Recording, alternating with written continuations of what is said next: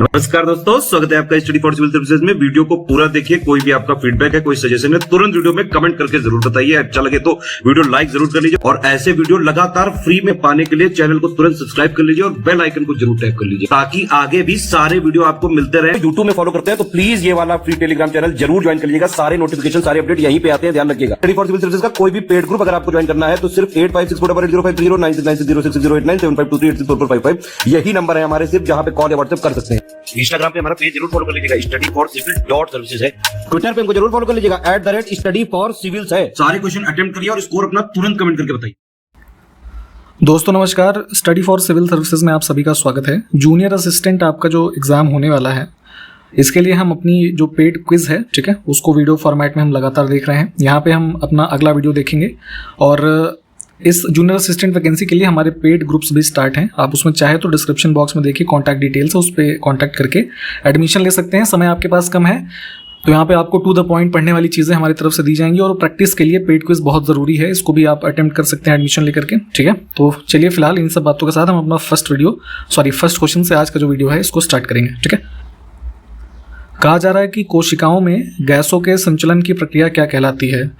तो बॉडी का एग्जांपल ले लें तो जो सेल्स में गैसेस का मूवमेंट है क्या होता है, ये डिफ्यूजन होता है, गैसें प्रसारित होती है ना, ऑप्शन बी। नेक्स्ट है, मध्यकाल में किस देश से अब्दुल रज़ाक भारत आया था। तो फॉरेन ट्रैवलर्स आते थे, आपको पता होगा। उसी क्रम में से कि अब्दुल रज़ाक था जो कि फारस यानी कि पर्शिया, आप इसको चूज़ कर सकते हैं, यहाँ से आया था। और ये पूछते हैं कि कब किस शासक के शासनकाल में आया था। तो ये जो है ये विजयनगर डायनेस्टी के शासक कौन थे, देवराय सेकंड, है ना, इनके टाइम पीरियड में। कैंडिला निम्नलिखित में से किस राशि की एसआई इकाई है। एसआई यूनिट्स पूछी जाती हैं, जैसे फिजिक्स में आपने पढ़ी होंगी। तो जैसे ये ल्यूमिनस इंटेंसिटी जो है ना, किसी भी लाइट की जो तीव्रता है ना, वही यहाँ पे जैसे दीप्त तीव्रता हिंदी में लिखा है, इसकी एसआई यूनिट होती है। अरावली पर्वत श्रृंखला निम्नलिखित में से किस राज्य में अवस्थित नहीं है, ठीक। तो देखेंगे सबसे ओल्डेस्ट जो माउंटेन रेंज हम इंडिया में पढ़ते हैं अरावली है, तो राजस्थान, ठीक है, और गुजरात, फिर आपका हरियाणा, दिल्ली, पंजाब में नहीं है, ठीक है, दिल्ली में आके ऑलमोस्ट समाप्त हो जाती है। निम्नलिखित में से कौन 1978 में भारत के प्रधानमंत्री थे। तो 1978 के टाइम पीरियड की बात करें तो हमारा जैसे ये 5वां 5 ईयर प्लान भी चल रहा था, ठीक है। और इसी समय देखेंगे 78 में जनता पार्टी की सरकार आती है, ठीक है। मोरारजी देसाई इसमें प्रधानमंत्री बनते हैं और इसी टाइम पीरियड पे आप देखते हैं कि फिर 5वें प्लान को कैंसिल करके इन्होंने एक साल बाद ये प्लान चलाए थे, ठीक। नेक्स्ट है प्रणब मुखर्जी जो कि भारत के पूर्व राष्ट्रपति रहे। अभी जैसे द्रौपदी मुर्मू जी हैं, इनके पहले कौन थे, रामनाथ कोविंद, और उनके पहले प्रणब मुखर्जी थे, ठीक। तो इनका निधन किस वर्ष में हुआ। तो 2020 में, जिस समय फर्स्ट कोरोना का लॉकडाउन फेज चल रहा था, तो अगस्त 2020 में इनकी मृत्यु हुई थी।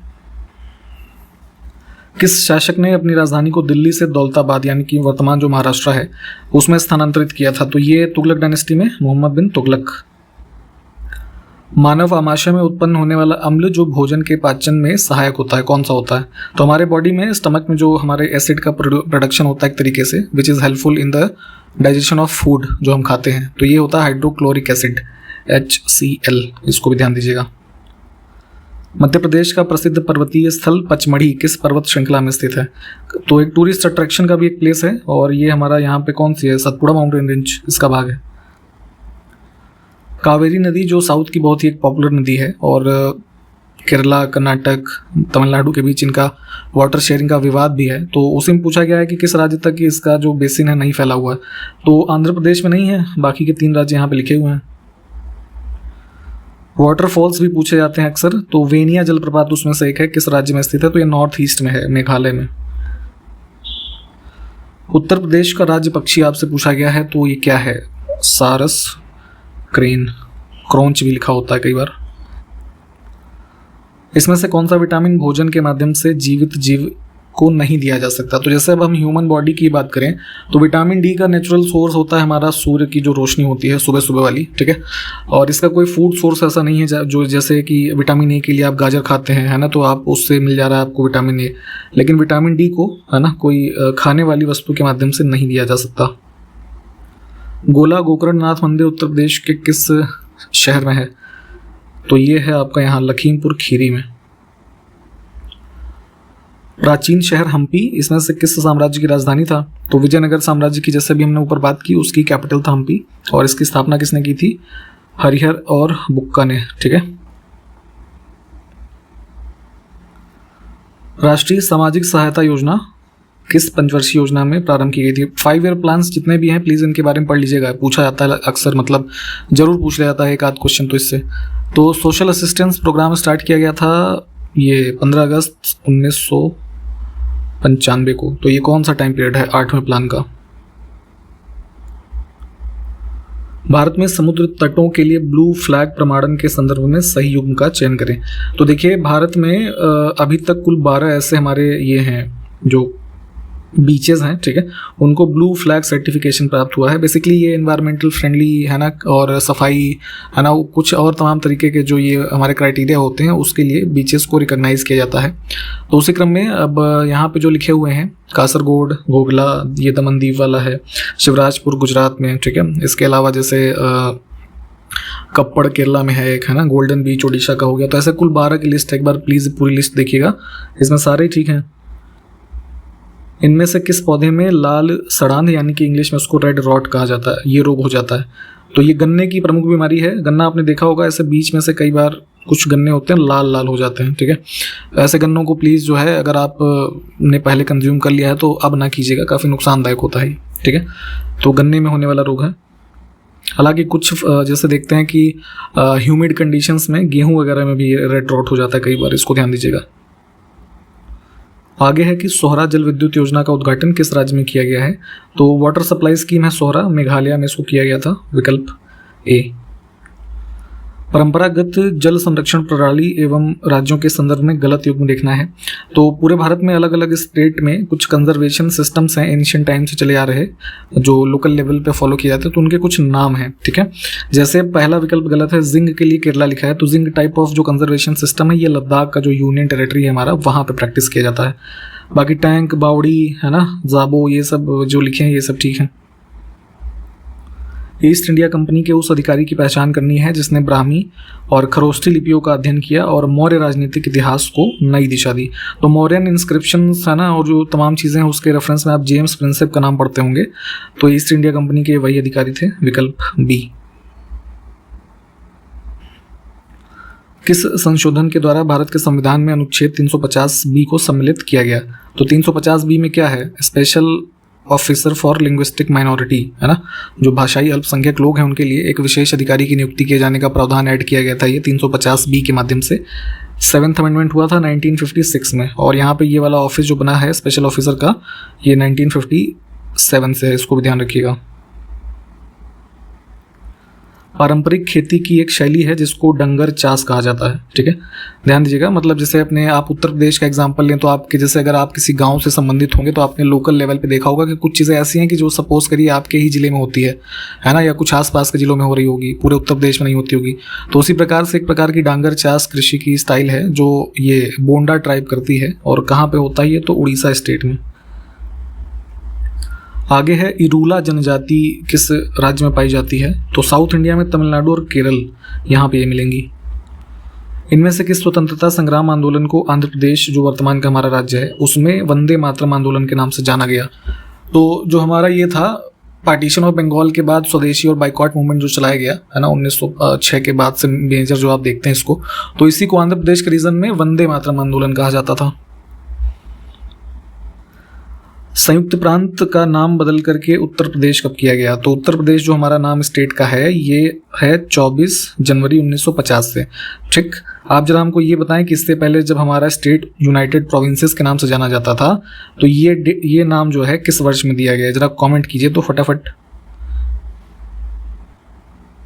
उत्तर प्रदेश का राज्य पशु कौन सा है? ठीक है, स्टेट कह लीजिए एनिमल, तो ये है बारहसिंघा। उत्तर प्रदेश का राजकीय पुष्प है ना, ये सब चीज़ें देखिए आपको एकदम याद होनी चाहिए। ये होता है पलाश, इसको टेसू भी कहते हैं कई बार। उत्तर प्रदेश में कुल जिले की संख्या बतानी है, तो जिले की संख्या है 75, मंडलों की संख्या है 18। इसमें देखिए उत्तर प्रदेश का कौन सा क्षेत्र आद्य कल्प की प्राचीनतम शैलों से निर्मित है? तो जैसे जियोलॉजिकल टाइम पीरियड देखते हैं तो बहुत ही जो एंशियंट टाइम के है ना, प्रोटो टाइम्स के जो रॉक से फॉर्मेशन हुआ है वो बुंदेलखंड रीजन में आप जो ये रॉक्स देखते हैं ना, इनके संबंध में ये है। तो ध्यान रखेंगे, थोड़ा फैक्चुअल चीज़ है, थोड़ा बहुत डिटेल में, चूंकि पढ़ना नहीं है आपको, एग्जाम आपका फैक्चुअल टाइप का है, ठीक है, तो ध्यान रखेंगे इसको। उत्तर प्रदेश के किस शहर को पूर्व का ग्रास के नाम से जाना जाता है, ग्रास ऑफ द ईस्ट? तो ये है आपका कन्नौज, है ना। उत्तर प्रदेश का कौन सा जिला बुंदेलखंड क्षेत्र का हिस्सा है? तो बुंदेलखंड जो आप ये देखते हैं कौन कौन से जिले, जैसे अब यहाँ पे महोबा हो जाएगा, इसके अलावा ललितपुर, झांसी, है ना, ये जो इधर हमीरपुर, ये सब हो गए, ठीक। उत्तर प्रदेश का कौन सा जिला उत्तर प्रदेश और बिहार की सीमा पर स्थित है? तो ये है आपका कौन सा, बलिया। मैप में इसको चाहे तो देख लीजिएगा, अब जितने भी ये मैप वाले क्वेश्चन हम देख रहे हैं। कौन सा देश उत्तर प्रदेश राज्य के साथ एक अंतर्राष्ट्रीय सीमा बनाता है? तो हमारे जो देखते हैं ना 7 ऐसे जिले हैं जो नेपाल के साथ सीमा साझा करते हैं, तो नेपाल हो जाएगा। उत्तर प्रदेश का निम्नलिखित में से कौन सा जिला इस राज्य के अन्य जिलों से घिरा हुआ है, यानी कि किसी भी अन्य राज्य या देश के साथ सीमा साझा नहीं करता है? तो ये देखिए, सहारनपुर क्या है, ये उत्तराखंड से सीमा बनाता है, हिमाचल प्रदेश से बनाता है, और आपका ये और कौन सा हरियाणा से बनाता है, ठीक है।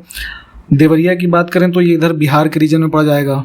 ललितपुर की बात करें तो ये आपका मध्य प्रदेश से लग रहा है, परंतु हरदोई जो है वो लगभग बीच में है, तो ये घिरा जो है इसकी चारों तरफ की बाउंड्री वो उत्तर प्रदेश के अन्य जिलों से ही है, तो ये उत्तर हो जाएगा हमारा। अब इसमें रीजनिंग के क्वेश्चंस को देखें, हमारे पास एक सीरीज है और क्वेश्चन मार्क जो लास्ट में उसमें क्या भरेंगे। तो सीरीज को आप अगर ध्यान से देखेंगे तो जो लेटर्स हैं उसके बीच में एक लेटर का गैप आ रहा है। तो जैसे एच है, ठीक है, तो एच के बाद आई आता है, फिर जे आता है, तो आई को लॉस किया, फिर जे के बाद क्या आएगा, के, फिर एल, तो यहाँ पे एल लिया गया है। तो इसी प्रकार लास्ट में देखेंगे तो टी के बाद हमारा क्या आ जाएगा, यू, फिर यू के बाद वी, तो यहाँ पे सी विकल्प करेक्ट है। अब एक और सीरीज है, यहाँ पे देखते हैं, जैसे 12 को 132 लिख सकते हैं, 8 को 56, तो यहाँ पे क्वेश्चन मार्क और 20, क्वेश्चन मार्क में क्या भरेंगे। तो अगर आप ध्यान से देखेंगे तो जैसे जो हमारा पहला नंबर है 12, तो उससे कम कीजिए 11, है ना, उससे मल्टीप्लाई किया गया है अगला नंबर, वही उसका रिजल्ट है। तो 8 का जैसे अगला नंबर कम कौन सा, 7, तो 8 सते 56, और वैसे ही 5 से एक कम 4, तो 20 हो जाएगा उत्तर, है ना। तो 20 यहाँ लिखा है, तो यहाँ पे हम डी विकल्प को चुनेंगे, सॉरी हाँ 5 को चुनेंगे, है ना, 5, तो उसका एक कम, ठीक है, समझ गए होंगे आप जो बताया गया है। अब यहाँ पे इस क्वेश्चन में हमारे पास जैसे एक वर्ड है हैंडल, तो इसको कुछ इस प्रकार से जंबल किया गया है, और उसी प्रकार अब लवली को कैसे लिखा जाएगा। तो हैंडल का नंबर पोजीशन आप बना लीजिएगा और उसको, है ना, इसके हिसाब से अरेंज करके देखेंगे तो आपको लॉजिक समझ में आएगा। यहाँ पे उत्तर फिलहाल इसका डी है, एक बार सॉल्व करके इसको देख लीजिए। इसमें देखें, एक निश्चित कूट भाषा में बियर को 2519, टर्न को 2395 लिखा है, तो सिंह को कैसे लिखेंगे।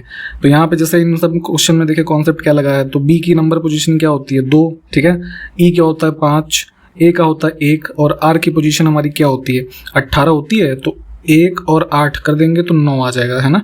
तो 2519 यहाँ पे देखिए बियर का हमारा कोड बन जा रहा है, वैसे ही टर्न के लिए ये होगा, तो सिंह का क्या हो जाएगा, सिंह ही तो पूछा है ना, ये देखिए, ठीक।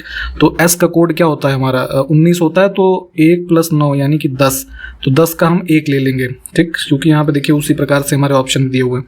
तो 1 हो गया, फिर आई का कोड क्या होता है, आई का हमारा 9 होता है ना, तो इसमें जोड़ना ही नहीं है कुछ। फिर एन का कोड हमारा क्या होता है 14 होता है, तो 4 और 1 5, और फिर जी का कोड क्या होता है हमारा 7 होता है, 1957, ऑप्शन ए देखिए करेक्ट आंसर हो गया। यहाँ पे हमारे पास एक सीरीज है, इसके बीच का लॉजिक थोड़ा ढूंढ करके जो आप सॉल्व करेंगे तो 35 इसका आंसर आएगा, ठीक है।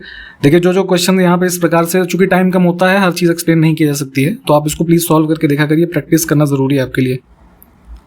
अब इसमें देखिए कि हमारे पास इक्वेशन है और उसको सही करने के लिए किन दो संख्याओं को आपस में बदला जाए कि जो हमारा रिजल्टेंट है 42 हो जाएगा। तो यहाँ पे इस इक्वेशन में 3 और 9 की पोजीशन जो है बदल के देख लीजिएगा, सॉल्व करेंगे तो उत्तर आ जाएगा आपका ये। इस क्वेश्चन में देखिए, एक निश्चित भाषा में कूट भाषा में शॉर्ट एक वर्ड जो हमारा है उसको 1 लिखा गया है, थीम को 2 लिखा गया है, तो कूट उसी कूट भाषा में ट्रेन को कैसे लिखा जाएगा। तो मेरा जो मानना है इस क्वेश्चन के लिए कि बेसिकली जो जितने भी यहाँ पे हमारे पास लेटर्स लिखे हैं उसकी जो नंबर पोजीशन उसको ऐड कीजिए आपस में। शॉर्ट को आप ऐड करेंगे तो कुल मिलाकर क्या आएगा 80 इसका योग। तो यहाँ पे एक मान के चलते हैं कि जो 0 को अगर हम हटा दें तो हमारा नंबर सिर्फ एक ऐसा है कि जो नंबर में है, ठीक। थीम को ऐड करेंगे तो ये हमारा कुल आएगा जो है 51, ठीक है। तो यहाँ पे अब हम मान के चलेंगे कि हमारे पास जो नंबर्स हैं 2 हैं, ठीक। तो इसी प्रकार ट्रेन को भी अगर ऐड करेंगे तो इसका योग आएगा 62, तो 62 को भी हम 2 मान के चल रहे हैं, ठीक। तो कुल मिला के 2 उत्तर हो जाएगा। अगर इसका कोई और लॉजिक आपको अगर समझ में आता है तो कॉमेंट करके जरा बताइएगा। इसमें देखिए 3 लाइन में नंबर लिखे हैं, फर्स्ट, सेकंड और थर्ड। तो फर्स्ट में देखिए क्या है, 80, 40, 20। तो 20 का दुगना 40 है, 40 का दुगना 80 है, 28 का 56 है दुगना, और इसी का दुगना 112 है। तो यहाँ पे क्वेश्चन मार्क है, तो क्वेश्चन मार्क में अगर 61 हम लिखे तो 61 का दुगना 122 होता है, 122 का 244 हो जाएगा। अब इसमें हिंदी के क्वेश्चंस को देखेंगे। कुछ कहा गया है किस शब्द में तत्पुरुष समास है। तो तत्पुरुष वाले में क्या होता है कि ऐसा शब्द जिसमें समास अगर आप देखें तो जो उत्तर पद होगा ना वो प्रधान होता है, ठीक। तो इसमें मधुमक्खी जो है ये हो जाएगा। एक मुहावरा है सिर पर सवार रहना, ठीक है। सिर पर सवार रहना या सिर पर सवार होना, इसका अर्थ होता है कि पीछे पड़ जाना। जैसे आप किसी से उधार ले लीजिए, फिर आपके मांगने के लिए वो पीछे पड़ा रहे, आप देने के लिए जो है राजी ना हो, तो ठीक है, ऐसे कुछ समझ सकते हैं इसको। अब यहाँ पे देखें विलोम की दृष्टि से कौन सा विकल्प सही नहीं है। कौन सा सही नहीं है या कौन सा सही है, ये बहुत ध्यान से देखा करिए। कई बार आपको आते हुए भी चीज़ें गलत हो जाती हैं आपकी। तो यहाँ पे सुबुद्धि जो है इसका असुबुद्धि नहीं होगा, दुर्बुद्धि हो जाएगा, ठीक है। सुबुद्धि और विलोम होगा दुर्बुद्धि। बाकी के विकल्प देख लीजिए, ठीक है। अब यहाँ पे हमारे पास 2 लिस्टिंग है, उसको मैच करना है, सुमेलित करना है। तो देखिए यहाँ पे बता दे रहे हैं, बाकी उस हिसाब से नीचे ऑप्शन फिर दिखाएंगे आपको। जैसे तलवार को पहले में लिखा है तो इसको कृपाण है ना, तलवार ये होता है, तो पहले का हो जाएगा डी, ठीक है। टेढ़ा का हम वक्र कह सकते हैं, सी ऑप्शन में लिखा है। तरु का जो हो जाएगा वृक्ष, ऑप्शन ए। और पटु जो है ना, इसका हो जाएगा बी ऑप्शन में प्रवीण, यानी कि जो किसी भी चीज़ का है ना एक तरीके से एक्सपर्ट हो, प्रवीण हो, उसमें माहिर हो, तो पटु बोलते हैं उसको। तो ये इस हिसाब से हो जाएगा। तो विकल्प यहाँ पे अगर हम देखें तो DCAB, इसके हिसाब से थोड़ा इसको चाहे तो रोक करके देख लीजिए। अगला है आयुष्मान का स्त्रीलिंग शब्द क्या होगा। तो जैसे कुछ लोग आशीर्वाद में बोलते हैं ना आयुष्मान भव, तो वैसे इसमें हो जाएगा आयुष्मती, महिलाओं के लिए। आगे है तद्धित का संधि विच्छेद क्या होगा। तो यहाँ पे ये तत् धन हित, ठीक है, व्यंजन संधि का उदाहरण है ये सही इसका संधि विच्छेद होगा। अगला है उद्विग्न का संधि विच्छेद बताना है, तो ये भी व्यंजन संधि का उदाहरण ही होगा, उत धन विघ्न, विकल्प सी में देखिए लिखा है। देखिए यहाँ पे सेंटेंस थोड़ा बनाने में इन्होंने गलत किया है। जैसे अब सद्भाव शब्द लिखा है तो रेखांकित इसको थोड़ा सही से करना चाहिए था, तो लेकिन फिर भी आप समझ गए होंगे कि पूछा गया कि सद्भाव शब्द का विलोम बताना है, तो दुर्भाव होता है इसका विलोम, ठीक है। दिए गए शब्द के समानार्थी शब्द का चयन करना है, तो शब्द हमारा है यमुना। तो यमुना के जो समानार्थी सिनोनिम क्या होते हैं, अर्कजा हो जाएगा इसमें, ठीक है। इसके अलावा जैसे कालिंदी, फिर जैसे सूर्य सुता होता है, रवि तनया होता है, तरणी होता है, ठीक है, इन सबको ध्यान रखेंगे। शब्द हमारे पास है द्रुत, है ना, यहाँ पे देखें, तो इसका विलोम बताना है। तो बहुत ही फास्ट इस तरीके से कोई चीज़ हो, द्रुत उसके लिए यूज़ करते हैं। तो मतलब ये स्लो के लिए मंथर शब्द का यूज़ करेंगे हम। देखिए बड़ा ही अच्छा क्वेश्चन है ये। रिक्त स्थान भरने के लिए सबसे उपयुक्त शब्द का चयन करें। स्टेटमेंट हमारा है तीनों फिर डैश के स्वामी हैं इसलिए त्रिलोकीनाथ कहलाते हैं। तो अब यहाँ पे विकल्प से जो है भ्रमित हो जाएंगे कुछ लोग, भवन भर देंगे इसमें, है ना, ऐसा नहीं है। देखिए त्रिलोकीनाथ शब्द यहाँ पे किसको संदर्भित करता है, भगवान शिव को, शिव के लिए, है ना, जो तीनों लोक का स्वामी है उनके लिए, पृथ्वी स्वर्ग और पाताल के जो स्वामी हैं उनके लिए, भगवान शिव के लिए त्रिलोकीनाथ शब्द का यूज़ करते हैं। तो अब उसी रेफरेंस में यहाँ पे तीनों लोक है ना, तो लोक शब्द के लिए हमको वर्ड चुनना है। तो जो है इसमें भुवन होता है ये शब्द, ठीक है, ब्रह्मांड एक तरीके से समझ सकते हैं कि जिसमें तीनों लोग आते हैं। तो ब्रह्मांड का एक समानार्थी शब्द है भुवनो, मतलब भुवन है तो भुवनो कह सकते हैं उसे आप। तो तीनों भुवनों के स्वामी हैं इसलिए त्रिलोकीनाथ कहलाते हैं। तो विकल्प सी सही होगा हमारा। रिक्त स्थान के लिए फिर से उपयुक्त शब्द देखना है, तो इसमें किस वस्तु से गहने बनते हैं, तो सही वर्तनी के हिसाब से देखना पड़ेगा। तो यहाँ पे सोने से गहने बनते हैं, इसको भरेंगे हम, सोना नहीं सोने। वह बात जो जन साधारण में चलती आ रही है, इस वाक्यांश के लिए एक सार्थक शब्द दीजिए या चुनिए। देखिए जैसे हमारे आसपास ही, जैसे हमारे घर परिवार में कोई भी कहानी है ना पीढ़ी दर पीढ़ी सुनाई जाती रही हो, ठीक है, या कोई ऐसी कह लीजिए प्रेरणादायक चीज़ हो, है ना, या किसी चीज़ से सावधानी वाली चीज़ हो, तो ऐसी चीज़ों को हम क्या बोलते हैं, किंवदंती, ठीक है, ऑप्शन बी वाला, वह बात जो जनसाधारण में लगातार एक पीढ़ी से दूसरी पीढ़ी तक चलती आ रही है। यहाँ पे एक देखिए मुहावरा है फिर से हमारे पास, और उसका अर्थ व्यक्त करना है। तो मुहावरा है कथा के बैगन, ठीक है।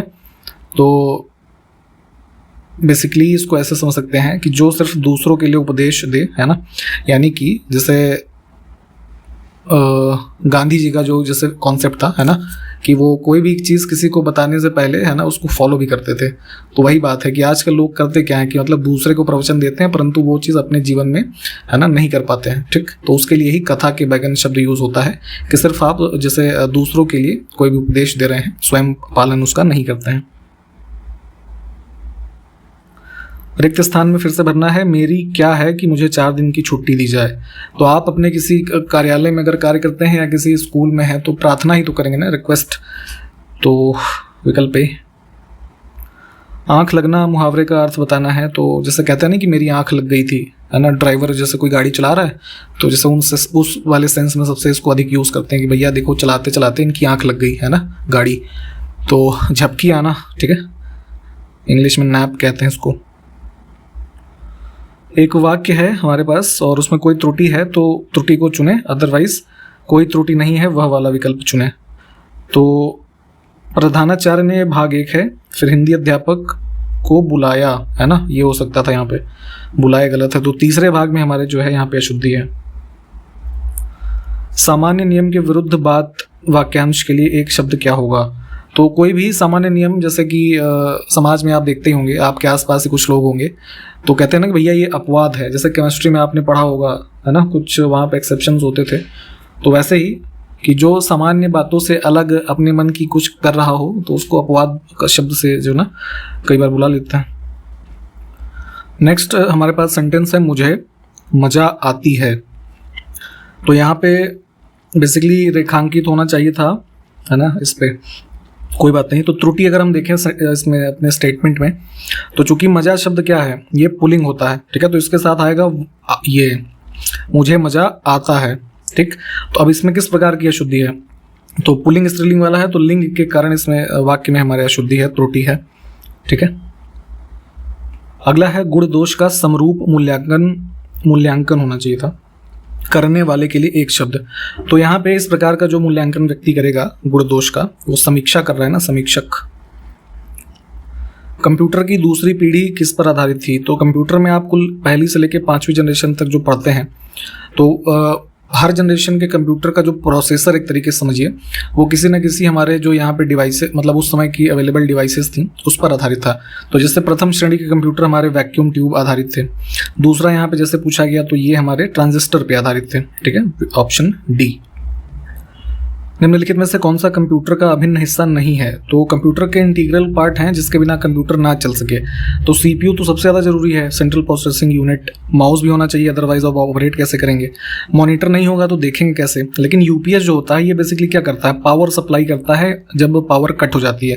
तो जब तक पावर है तब तक तो कंप्यूटर आप चला ही लेंगे ना बिजली से। तो जरूरी थोड़ी है कि ये यूपीएस इंटीग्रल होगा, ये तो इमरजेंसी केसेस में यूज आता है, तो ध्यान रखेंगे इसको। बैंकों में चेक जो होते हैं उसको संसाधित करने के लिए बैंक निम्नलिखित में से कौन सी निविष्ट तकनीक का उपयोग या प्रयोग करते हैं। तो जो चेक होता है उस पर एक MICR कोड होता है, मैग्नेटिक इंक कोड रिकॉग्निशन। इस टेक्नोलॉजी पे उसकी चेक की मतलब जो विश्वसनीयता है, ऑथेंटिसिटी है, उसको चेक किया जाता है, फर्जी चेक है कि सही है। कंप्यूटर संसाधक के संदर्भ में ALU का पूर्ण स्वरूप क्या है। तो CPU के जो कंपोनेंट्स होते हैं उसमें से एक हमारा ALU होता है। इसका फुल फॉर्म होता है अर्थमेटिक लॉजिक यूनिट। जो मैथमेटिकल ऑपरेशन होता है कंप्यूटर्स में उसको परफॉर्म करने के लिए मुख्य रूप से ये यूज़ होता है। विश्व कंप्यूटर साक्षरता दिवस जो है कब मनाते हैं। तो अगर इसको आप देखेंगे कि विश्व स्तर पे जो कंप्यूटर्स की हमारी लिटरेसी हो, अवेयरनेस हो, इन सबको बढ़ाया जाए, इसके लिए डिजिग्नेटेड है 2 दिसंबर का दिन।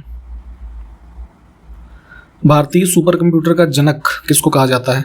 सुपर कंप्यूटर आप जानते होंगे कि जो mostly research and development purpose से यूज़ किया जाता है, जिनकी स्पीड बहुत ज़्यादा होती है।